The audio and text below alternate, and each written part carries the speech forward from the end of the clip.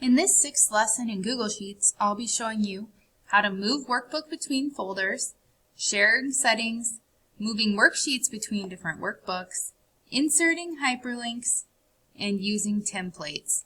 This is to go along with our learning objectives from our syllabus on students working with Google Sheets to gain proficiency through various projects and learning to input and sort data, create charts and graphs, and use data to predict future trends. We need to learn all of these skills to be able to do these other things. Okay, and Montana's Technology Content Standard 4, apply and refine the skills needed to use communication, information, and processing technologies. So the first thing I want to show you is moving a workbook between folders. Remember, this is our workbook name, Quiz Scores, and up here is the Move button. So if I want to move this out of the folder which it's currently in, which is my drive, I can move it to my classes for fall 2020.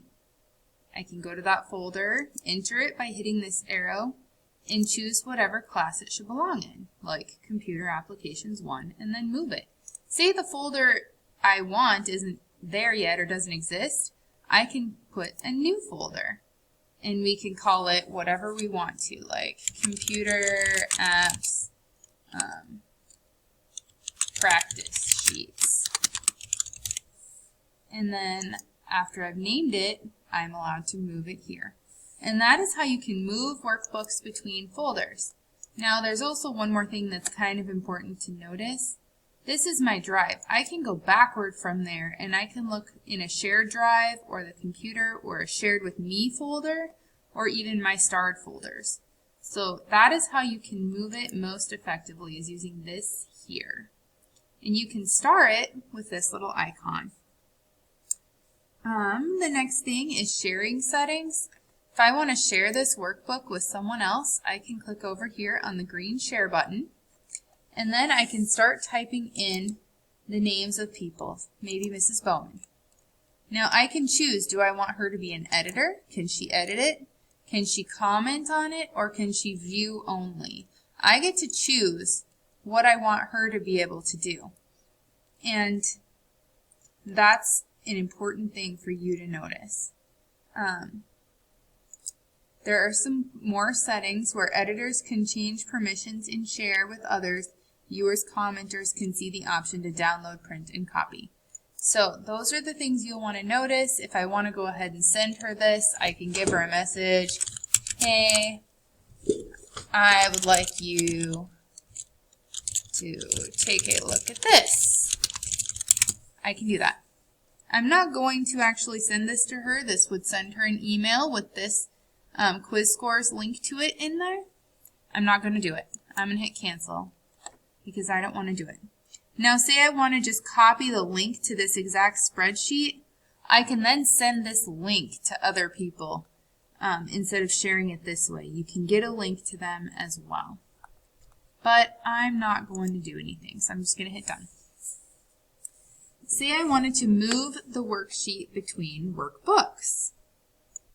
If I wanted to move a specific worksheet between workbooks, I could right-click on this sheet, and I can say copy to.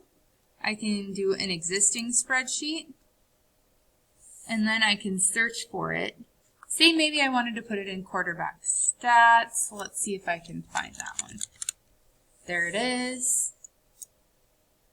Sheet successfully copied. Okay. So now let's see if it's there.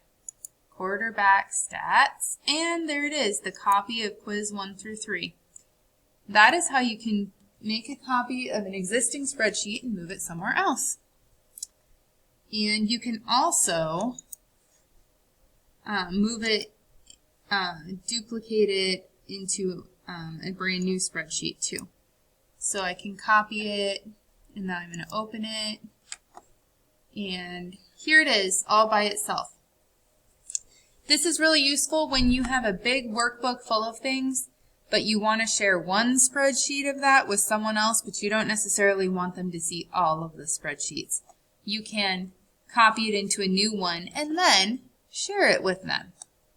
That is a way that you can make sheets work for you. Inserting hyperlinks. Hyperlinks are interesting.